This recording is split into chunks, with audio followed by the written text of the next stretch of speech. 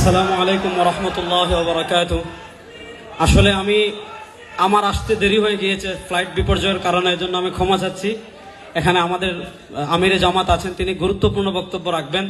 আমি 1 মিনিটে 2টা কথা বলে শেষ করব। প্রথমে একটা কথা আমি বলি, আল্লামা জাহিদ কাউসারী রাহিমাহুল্লাহ তাআলা মাকালাতুল কাউসারীতে একটা প্রবন্ধ লিখেছেন, হুকমু মুহাওয়ালাতি ফাসলিদ্দিন আনিদ দাওলা। অর্থাৎ কামাল পাশার কথা বলেন, আহমদ কামাল আতাতুর্ক কামাল পাশার কথা বলেন, জামাল আব্দুল নাসেরের কথা বলেন, যারা সেকুলারিজমের দিকে ধাবিত হয়েছিল অথবা আরবি জাতীয়তাবাদের দিকে ধাবিত হয়েছিল, তারা তৎকালীন যুগে ইউরোপকে দেখেছে। ইউরোপ যখন ধর্ম থেকে রাষ্ট্রকে আলাদা করেছে, ইউরোপটা কিছুটা এগিয়ে গিয়েছে। এটার কারণে তারা প্রভাবিত হয়। ওই সময় মুসলমানদের ভিতর 2টা চেতনা ছড়িয়েছিল, একটা হলো আরবি জাতীয়তাবাদ, আরেকটা হলো সেকুলারিজম। আল্লামা কাউসারী রাহিমাহুল্লাহ তার মাকালাতুল কাউসারীতে সুস্পষ্ট ভাষায় লিখেছেন যে রাষ্ট্র কখনো ধর্ম থেকে আলাদা হতে পারে না। হুকমু মুহাওয়ালাতি ফাসলিদ্দিন আনিদ দাওলা, রাষ্ট্র থেকে ধর্মকে আলাদা করা, এটা সেকুলারিজম চিন্তা। এমন চিন্তা কোন মুসলমান ভূখণ্ডে কোন মুসলমান যদি লালন করে, তার ঈমান থাকবে না। আমি শুধু আপনাদেরকে একটা কথা বলি, 52 বছর বাংলাদেশে, 52 বছর বাংলাদেশে যখনই রক্ত দেওয়ার প্রয়োজন হয়েছে, এদেশের ইসলামপন্থী মুসলমান রক্ত দিয়েছে, কিন্তু আমাদের মাথার উপর কাঁঠাল খেয়েছে আরেক জামাত। আমরা দেখেছি সব সময় আমরা রক্ত দেই, ক্ষমতায় যায় আরেক দল, কাঁঠাল খায় আরেক দল। আমরা পরিষ্কার ভাষায় বলি, 2024-এর জুলাই আগস্টে যে গণ অভ্যুত্থান হয়েছে, এই গণ অভ্যুত্থানে কোনো শাহবাগী রক্ত দেয় নাই, এই গণ অভ্যুত্থানে কোনো রাম রক্ত দেয় নাই, এই গণ অভ্যুত্থানে কোনো বাম রক্ত দেয় নাই, এই অভ্যুত্থানে রক্ত দিয়েছে আবু সাইদ, মুগ্ধ, তাহমিদেরা।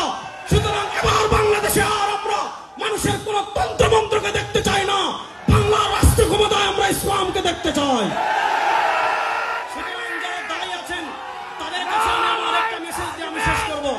যারা দায়ী আছেন তাদের কাছে একটা মেসেজ দিয়ে আমি আমার বক্তব্য শেষ করছি। আমাদের ভিতর আকীদাগত ইখতিলাফ থাকতে পারে, আছে, কিয়ামত পর্যন্ত থাকবে। মাযহাবগত ইখতিলাফ আছে, থাকবে, কিন্তু বাংলাদেশের রাষ্ট্র ক্ষমতায় ইসলাম যাক, এ ব্যাপারে আমাদের ভিতর কোনো ইখতিলাফ আছে?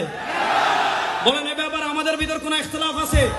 সুতরাং যারা দায়ী আছেন, আমি আমার ব্যক্তিগতভাবে এই জুলাই আগস্টের পরবর্তী যত জায়গায় আমি বয়ান করি, ইসলামী রাষ্ট্রের রূপরেখা কি হবে, ইসলামী রাষ্ট্র যদি ইমারতে ইসলামে প্রতিষ্ঠা হয়, মানুষ কি কি অধিকার পাবে, বিধর্মীরা কি কি অধিকার পাবে, সুশাসন কিভাবে প্রতিষ্ঠা হবে, ইনসাফ কিভাবে প্রতিষ্ঠা হবে, এই বিষয়গুলো যদি আমরা সাধারণ মানুষের কাছে তুলে ধরতে পারি, সাধারণ মানুষ সেকুলারিজমের দিকে কেন ধাবিত হয়, সাধারণ মানুষ ডেমোক্রেসির দিকে কেন ধাবিত হয়, সাধারণ মানুষ কমিউনিজমের দিকে কেন ধাবিত হয়, ব্যর্থতা আমাদের, আমরা ইসলামের সৌন্দর্য এখনো তুলে ধরতে পারি নাই।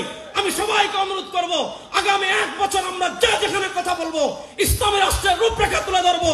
ইনশাআল্লাহ বাংলাদেশের সব মতবাদ দেখা আমাদের শেষ হয়েছে, এবার আমরা ইসলামের বাংলাদেশ দেখবো ইনশাআল্লাহ। আলহামদুলিল্লাহ।